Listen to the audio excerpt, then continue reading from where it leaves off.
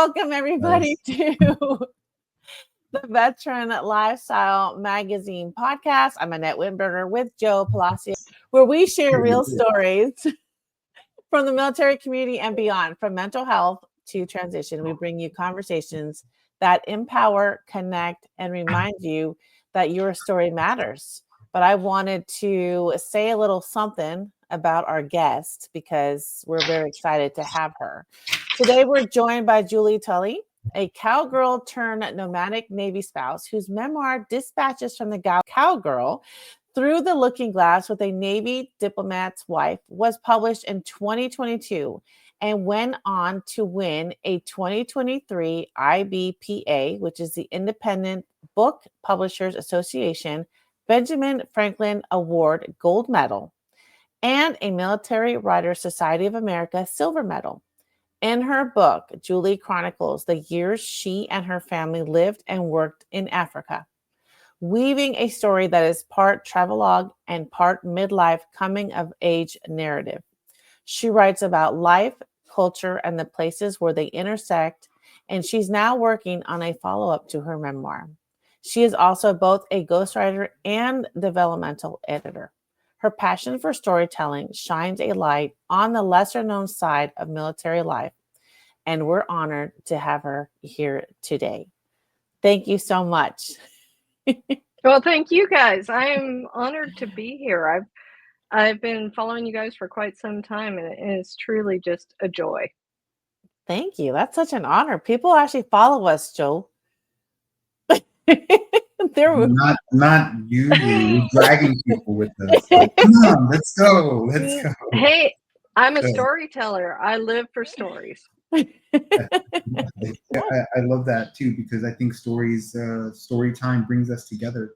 And if you watch any of our stuff, you know that's kind of a big thing for us, is trying to find ways to bridge community gaps and bring people together. So thank you. Yes. Oh, you're welcome. Thank you. So let's get into it. I want to know everything. Let's just start with, so you said you became a storyteller because you didn't see family like yours represented in existing military narratives, which is so true. What specific stories or perspectives did you feel were missing? And what was that turning point that made you decide to share your family's experience? Oh, wow. So my husband's the active duty. I'm the spouse. And we started out, he was in the submarine force. And as a military spouse, there was a lot out in our culture, in our society, that kind of prepared me for what I was walking into. I could see myself in TV shows and movies. There were books. If I needed to have something to refer to, it was there for me. And I've always been a reader. I've always, and I also avid lover of visual media as well. And so, like any time in my life, I would deep dive into, oh, this is what I'm going into, and here's versions of me. This is what I could be. About 10 years into his service, though, my husband opted to transfer to the newly established Foreign Area Officer Community for the Navy. And while I knew what that meant for me in theory and what meant for our family, there were not narratives out there that were examples for me to look at. There were not books, there were not movies, TV shows. We were kind of this silent, unknown part of military service. And coming from a background in public relations and communications where it was drilled into me and I was a purveyor of information to people to increase understanding and commiseration amongst society. It frustrated me to no end that I couldn't see myself, I couldn't see my family anywhere. And to me, it was a disservice. And I set out to right that wrong, I guess. That's so powerful, and thank you for doing that. We need more people to be able to kind of just get that courage to start sharing experiences and talking about hard things, good things. I mean, all of it. So you actually created that space for more people. So that's just very commendable, and it's just amazing to know people like you who do that. I will say, like you mentioned in my bio, I started out my life as a cowgirl.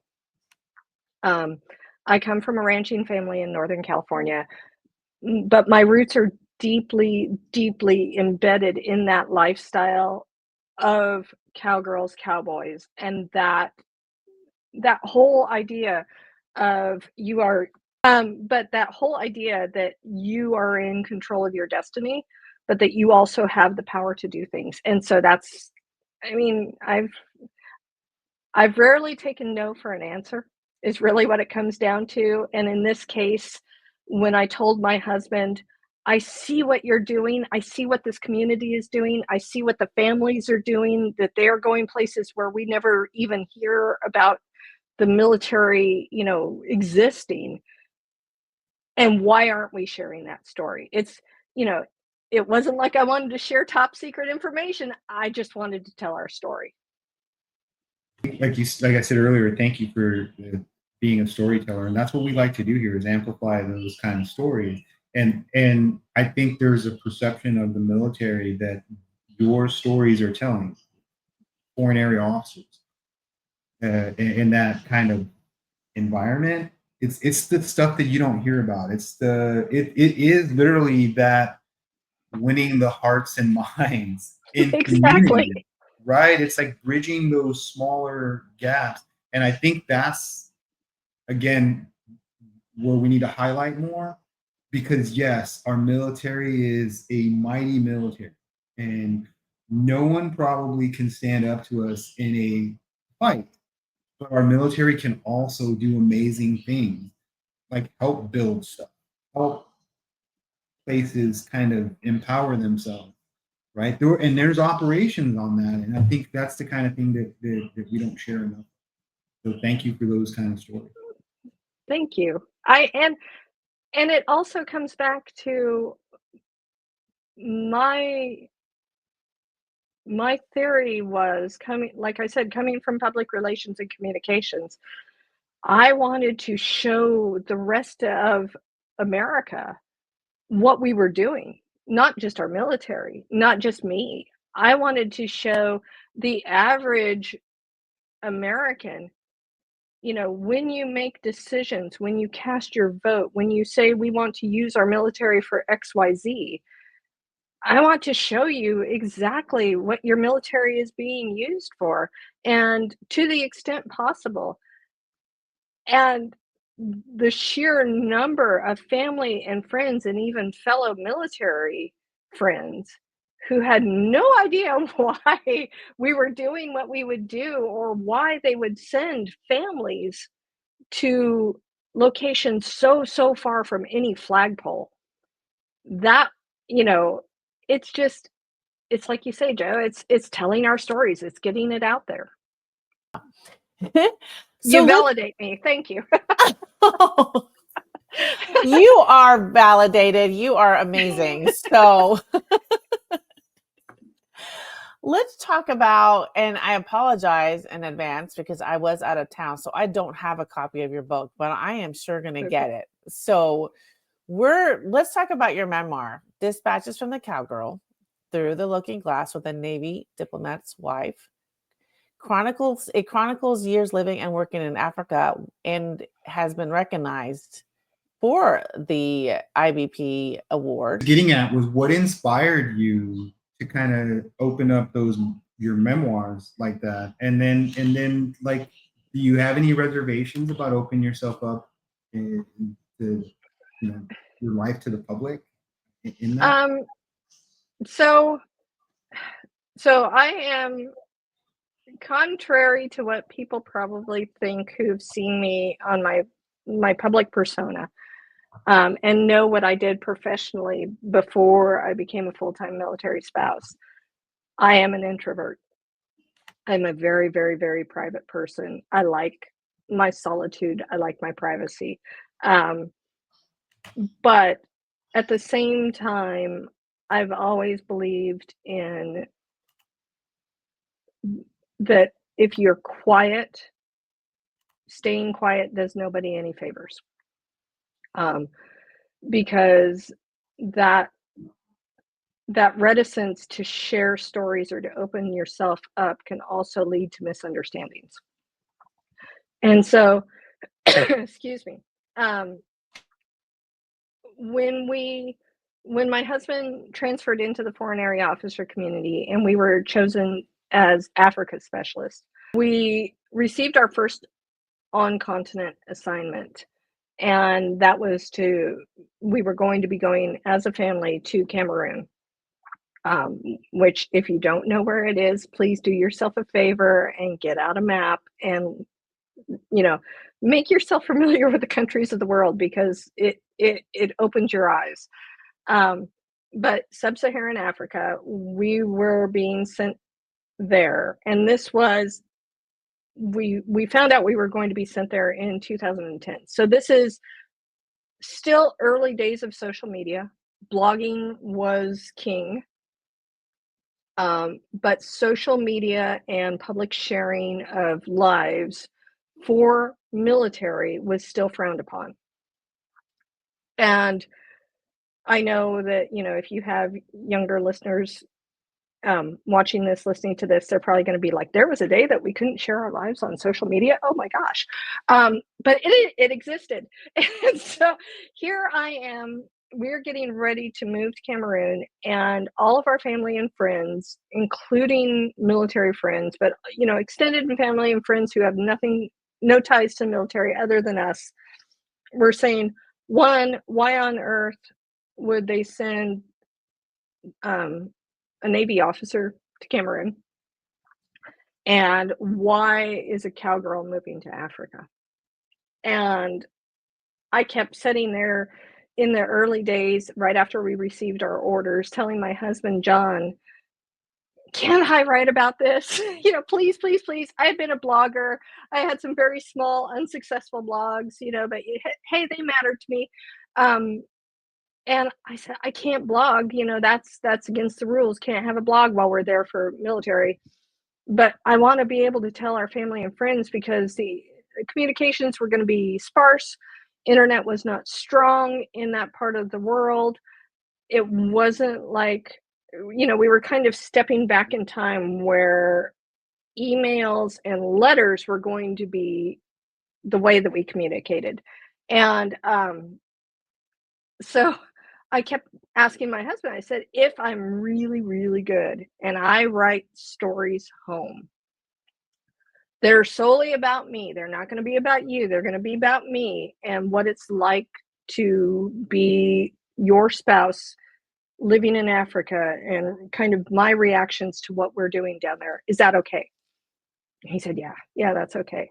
So that's how it started. And I opened myself up to my family and friends. So it was just like writing a letter home. What's this, this month's 500 to 1,000 word story going to be emailed home about Julie, in Africa? And I was usually the butt of my own jokes. Me trying to learn languages, me trying to learn cultural things, me observing what it was like for this military spouse to be there.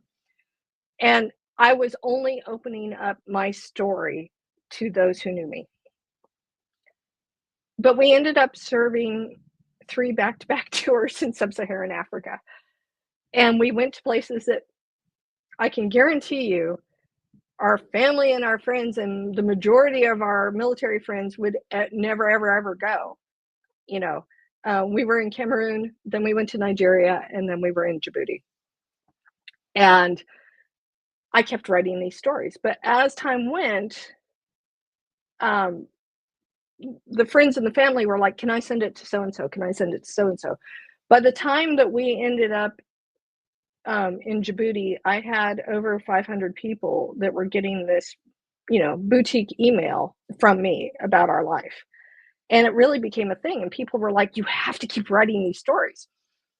And I was only, but again, I was only showing it me to them.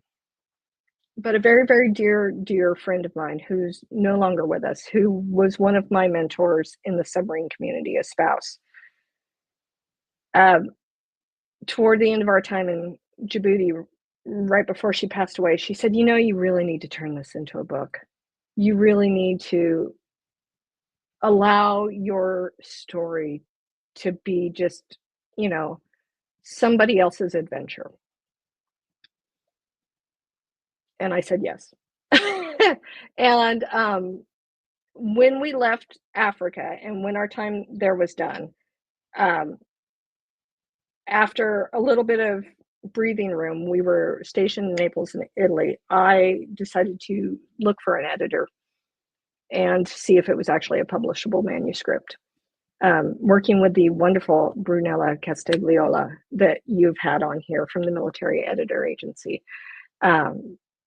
She and I worked and crafted what became my memoir. What has it been like to share my life and open it up with the world? It's been, well, not to steal your thunder, Annette, but it's been a wild ride. And it is, yes, there are days where I wish somebody who's completely random, who I've never met, who's picked up my book and read it, comes up to me and says, oh, that time when you danced with the Chinese Navy in Djibouti and you were like, you know, uncomfortable and stuff like that. And I'm thinking, how do you know this about me? You know, I want to crawl back into my little introverted self and say, oh my gosh, how do you know this? Or when people go up to my son, who in the book grows in age from 6 to 14 in the book, who is now an adult, when they go up to him and they're like, we read about you when you were a little kid. Do I ever wish I could put the genie back in the bottle? Only slightly. Because what I have done is exactly what I set out to do, is now, even if it's just an adventure story for somebody, but somewhere out there, there are also military spouses like myself who want to see, you know, starting out in the foreign area officer program, who want to see what it's going to be like. And they're like, oh, that could be me. It's perfect. It's okay. Actually, it just reminded me. I actually spent time in Djibouti too, and I actually I agree. I think I think there's one of the hidden gems of the military, especially if you're able to get on a company tour, like if you're able to bring family, is the opportunities to see different cultures and to learn different things, but also to see the similarities of what, like, yeah, cultures are different in how they do things, but to kind of get down to the core of what a family wants or what every people are doing is kind of the same. It's they want to live a happy life, provide for their loved ones. And it goes about it in a different way. But I think it just kind of highlights similarities more than differences when you get to do these visits and these longer tours, especially for military service. I think that's what we have a different perspective on the world. Anyway, I'll land my plane there because we're talking about you. You're right. That being said, like a follow-up question, like how many of the people that you met in Cameroon, in Nigeria, and in Djibouti that weren't necessarily a part of your foreign area officer families, but actual people that you met locally to learn the cultures, and like, how many of those are you still in touch with, and how many of them kind of are supportive of your book and kind of help with any cultural stuff? So I will say that as it's a memoir, the book was written from my perspective. I did not lean on any of my contacts for telling of the story. It is strictly from my point of view. But how many people I'm still in contact with? A fair number. The majority of them fall within the diplomatic community. not only Americans, but other countries, diplomatic communities. It's been really wild to have some of our friends from other countries say, I read your book, even those where English is not their first language. My book hasn't been translated yet. And they said, oh, I read your book and it was fantastic. And oh my goodness, it took me back. And that's been the best. We stay in touch as much as we can. But it's like any other posting for a military family, or anytime you move, anybody, people, fall in and out of your lives. And do I regret losing touch with some of the people? Absolutely, because there are days where I wish I could go back and, certain people, I wish I just could sit down and chat with them again and give them a big old hug and tell them how much I miss them and how much they meant to me and how much they helped me. And, but that's life. It's funny that you brought that up. I actually had to write a note, and it's a great perspective that I'd like to share, because I think it has value for listeners and everybody. You said just like when you move from post to post, and I think that is a unique thing among our veteran spouse community, is how normalized it becomes to have real relationships just fall in and out of our life. Like how that becomes so normalized because of the nature of living that lifestyle, that military lifestyle, for so long, especially if you go as long as it goes to become a retirement. And I think even us struggling younger. So good for you that you still keep in touch with some. And I also like, because I agree with this that you said as well, even though it's like that, I feel like when we reconnect with those, it's like no day has passed anymore. That's another unique kind of trait. So thank you for sharing that. No worries. I also want to just mention something you had said, that, it's hard sometimes to keep in touch with everybody that you serve with, and you wanting to just let them know what they meant to you. And I feel like you kind of did that by writing the memoir. You wrote stories about your experiences in that country and with these people. So it was like you were just that. I'm sure to them that is very special. So when they read that, they're like, I remember when I was there with her, or I remember when we were dancing, or whatever the case is. I feel like you did that. You kind of. So, but I it is sad. We move so much and we lose contact, but I truly feel that, God always, he puts people right in the path that we need to be on, and on the journey, and with the people that are meant to be on that path with us. So I don't know. That's just how I feel about it. I hope so. I mean, I have never really thought of it that way, but I guess, it's not just my memoir, it's not just Julie's story of what happened to her. It's a love letter to the years that we lived there and all of the people and places that made me who I am. Because like I say, it's not, my book is kind of a part travelogue, but it's also a part coming of age story. And I arrived in Africa on the cusp, of turning 40, and spent, all of my 40s basically living in Africa. And it was a turning point. And, it was me, like Alice in Wonderland, me becoming a different version of myself. And this book is a love letter to really the people that were there and that guided me along the way. Absolutely. And I think that's a beautiful thing. I mean, I think writing a book, period, is huge. You're sharing your life with everybody. That's so scary, right? And you want to make sure you're doing due diligence, and because your husband's still serving, and but you also want to share your experience, but you got to be careful. It's like this whole thing. but you managed to do it. And now people are like, I remember that part of your book. And you're thinking, how do you know? It's so much. So it's just I have so much more respect for those that put their life out there, because when I decided to write my book, I was terrified. I wanted to make sure I was doing everything right and not making the wrong people mad. But then again, I wanted to use my voice. So it's like, Exactly. where's the balance? How can I do it the right way? But yeah, so I'm totally get that. I think you're awesome. So I just, well, California is a special place. It really is.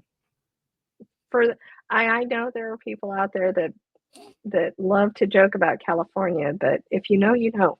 You do. I just spent my 50th birthday there. So congratulations. Happy birthday. Thank you very much. It was very meaningful to me to be out there. So I love it. I always love it. I would love to know, how has this whole experience writing this memoir, how has it changed you, like really deeply changed you? I know you wanted to share about your life and you've done work before, but I feel like once a book is out there and people are recognizing parts of your story because you wrote it, how has that made you feel and how has it changed you? I guess the most significantly for me,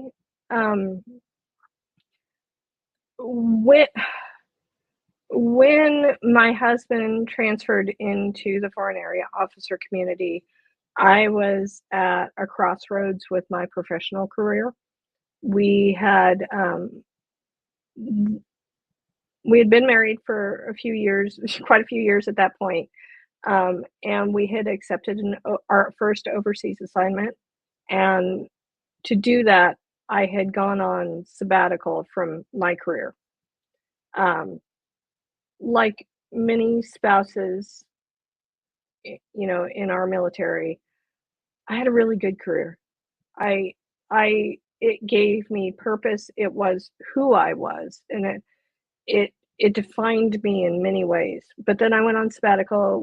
We decided to start our family, and we took an overseas assignment, thinking that it was going to be an 18-month assignment. Gotta love our Navy detailers. 18 months, we promise. The assignment kept rolling. We ended up spending almost 3 years in that assignment, and I was watching my career slip away.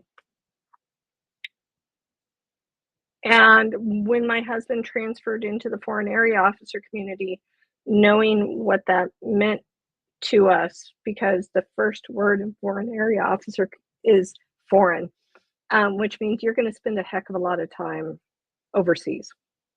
And this is the early 2000s. This is a time when remote work was not a thing.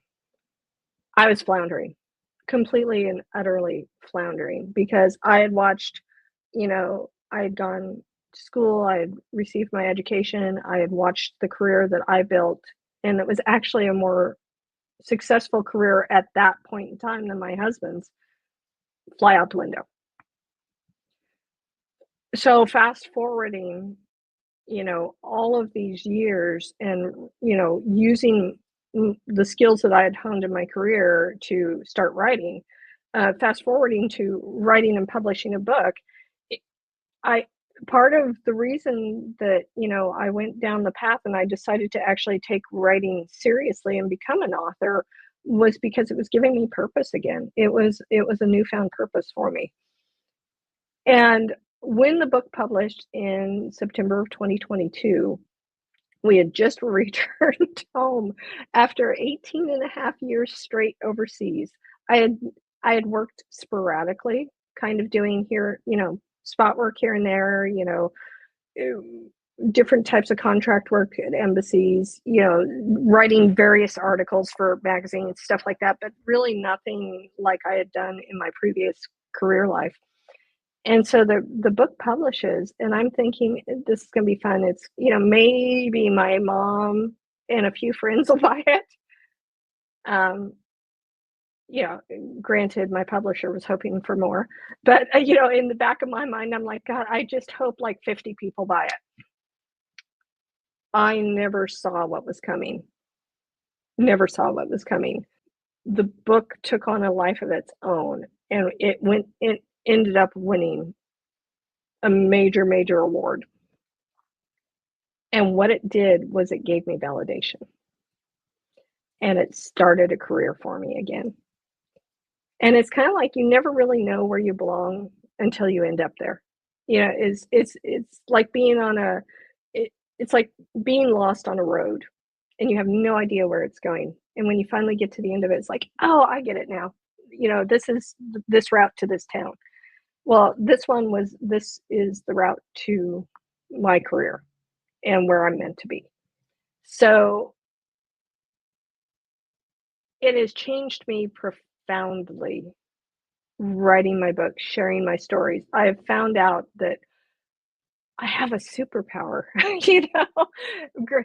watching my son grow up and watching, the Marvel universe and all these people that had these special superpowers. I finally found out my superpower was in that it's that I'm a storyteller. And not only am I writing my own stories, but now I've realized I have the ability to help others write and share theirs. And so it has pushed me into this new world, this new career path of showing the importance, especially for those within the military community, writing stories that share and bridge the military civilian gap.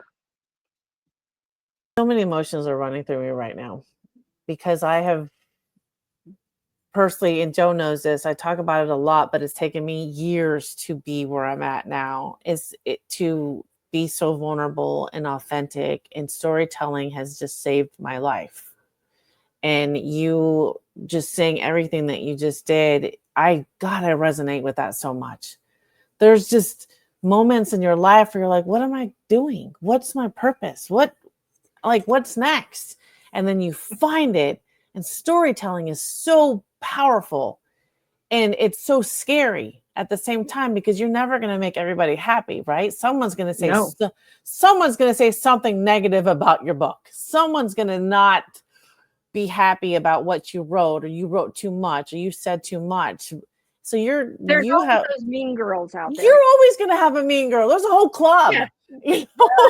The 1-star reviews with no comments, and you're going to look at it and you're going to go, yes. And then you're going to say, you know what? That's okay. It's fine. It's fine, because the courage that it just took you to even put it on paper and share it with the world is going to hit the right people at the right time. And that's all that matters. That's right. And I'm just like, gosh, yeah, I'm feeling all the feels right now, because I truly just resonated with that whole statement. And there's days that I have discussing my feelings with Joe, like, what am I doing? Why am I doing this? Nobody cares. We don't have the followers. But then it's people like you that come on the show and it's like, this is why we do it. This is why we do it, because God just put people in the path that we're supposed to be on, and you have just validated me. So thank you very much. You.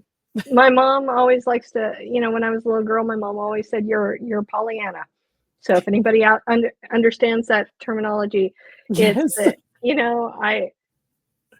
I guess I started out as a people pleaser early in life. And so I'm always looking for the bright side of everything. And starting out in public relations, you're always looking for the bright side.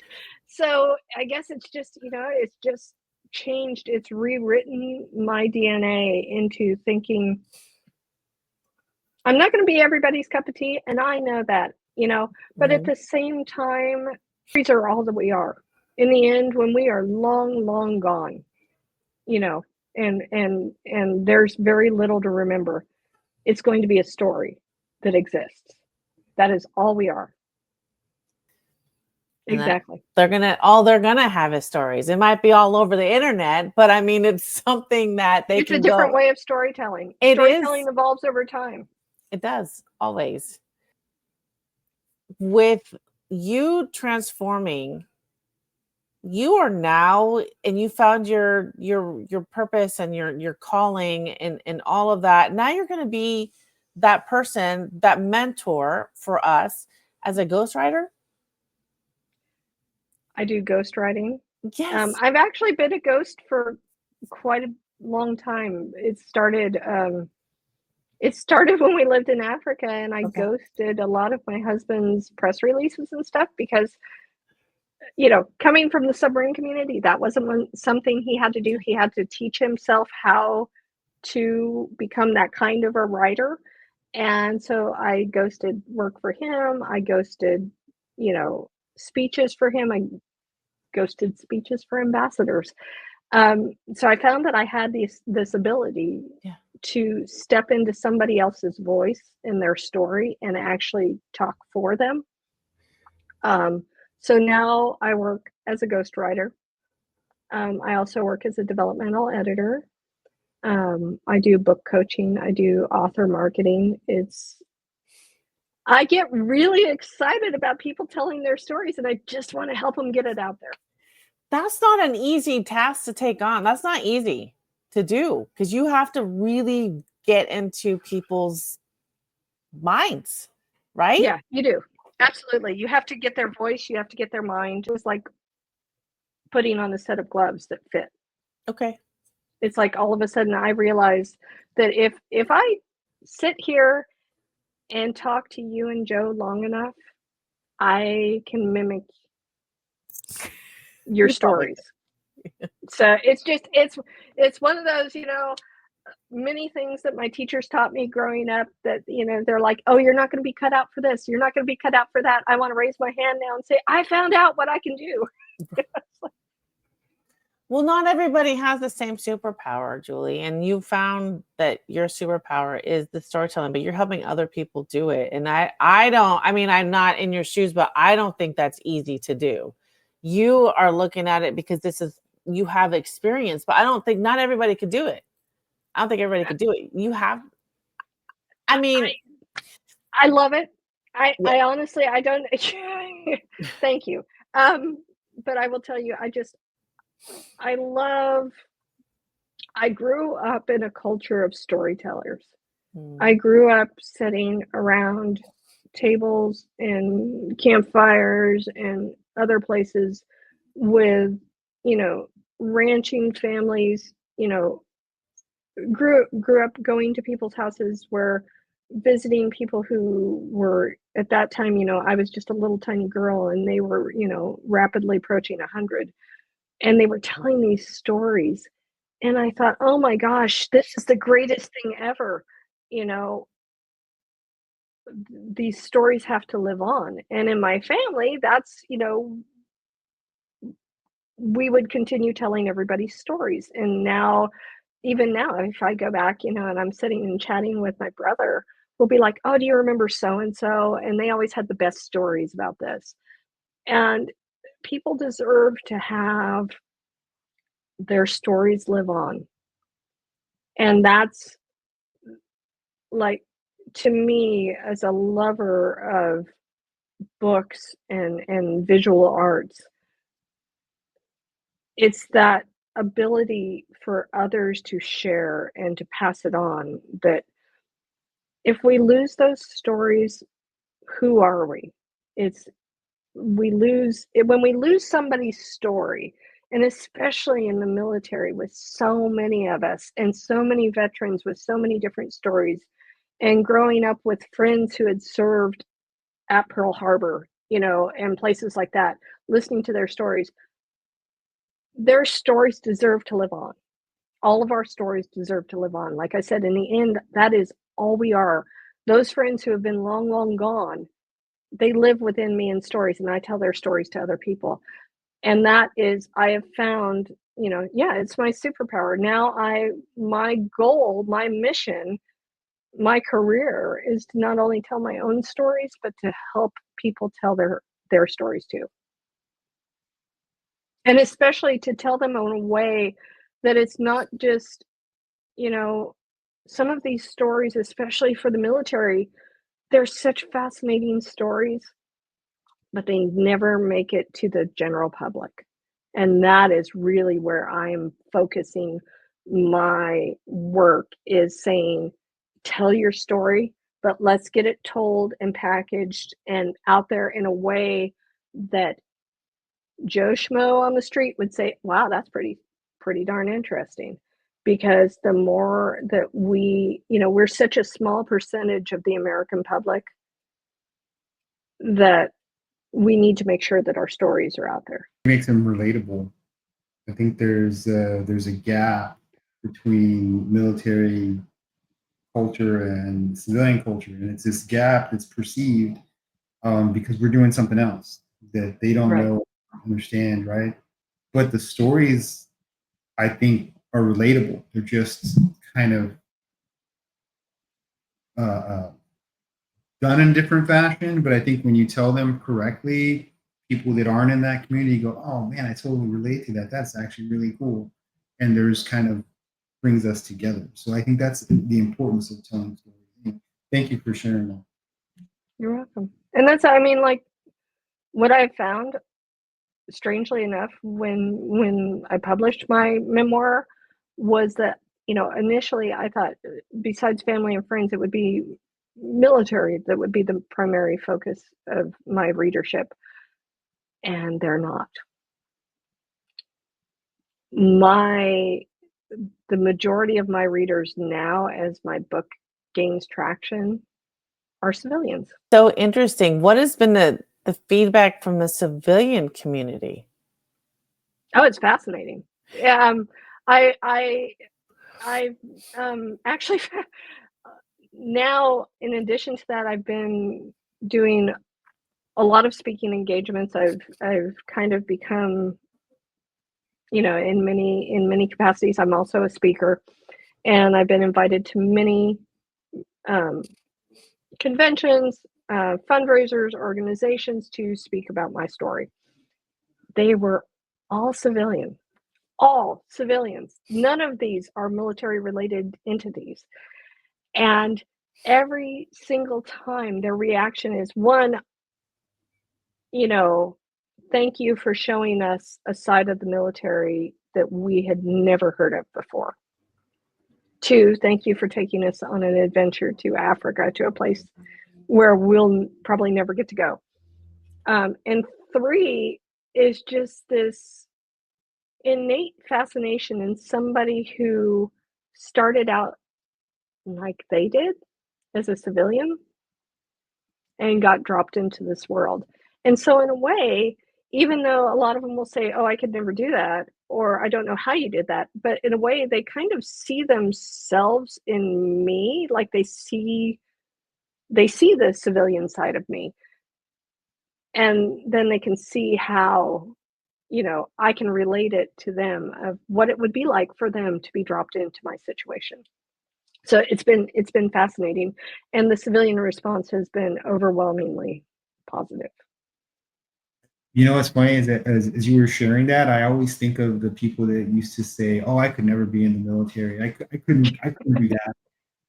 But when you tell them stories, I think they get to go, maybe I could have done. Like, not necessarily, but then they feel like, oh man, I am capable. And I love that when you share those kind of stories.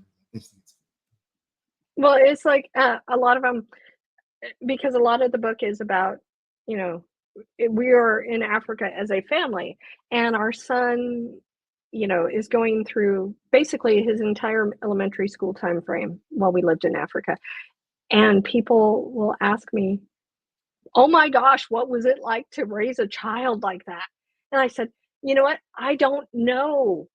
It was normal because I've never raised a child in the United States. So, for me, it was no different in many ways than what they would have gone through. And so I tried to convey that when you find yourself, like you said, Joe, people come up to you and say, oh, I could never do what you did. I could never be a Marine or whatever. It's that actually you can.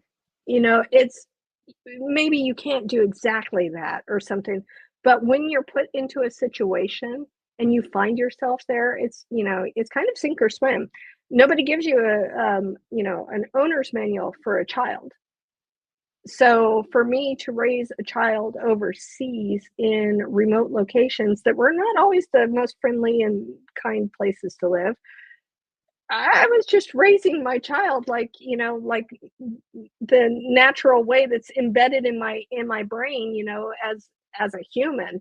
And so that really showed civilians, oh, and I didn't screw him up, or at least I don't think I screwed him up. So. Exciting.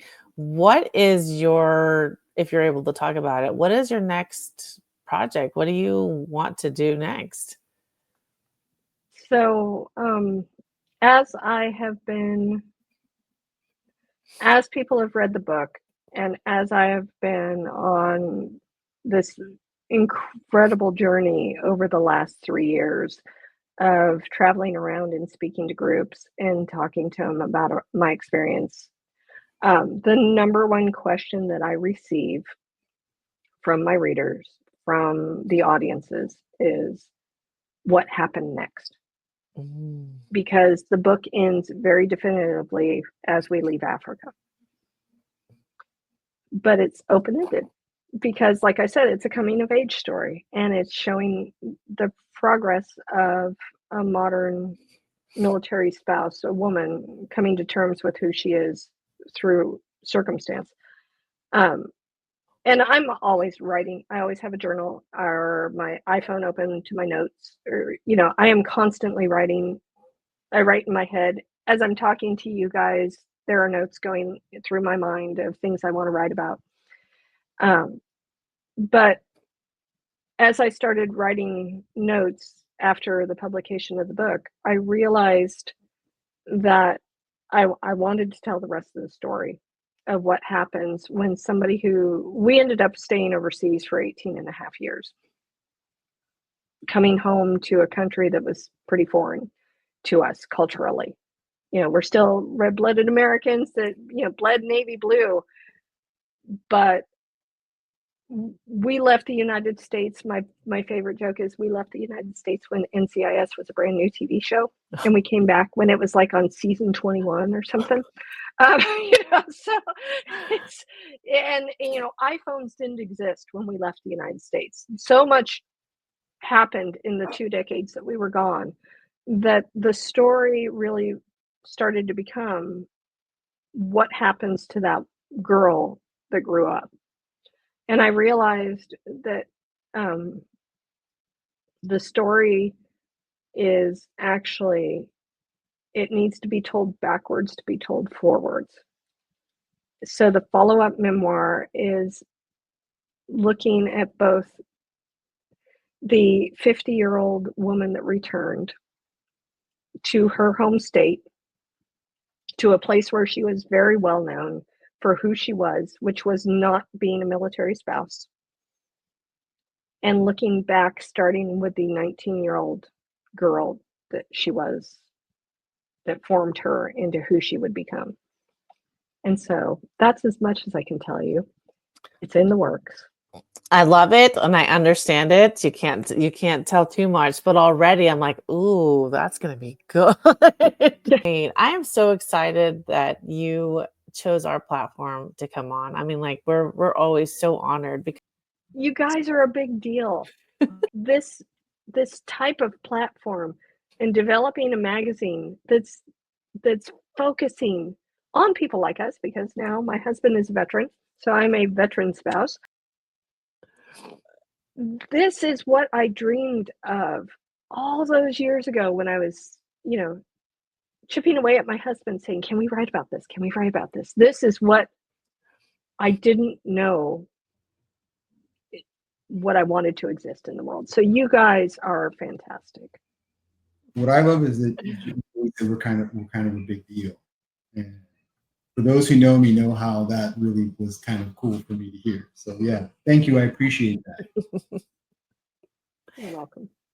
So where can people find you to learn about all the things, your projects, your ghostwriting, your mentorship, just all of it? My website is at julietullyWriter.com.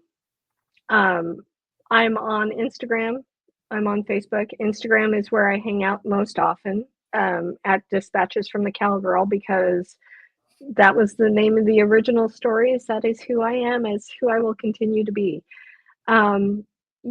For the other side, the ghostwriting, the developmental editing, all of that, you can find me at the Military Editor Agency.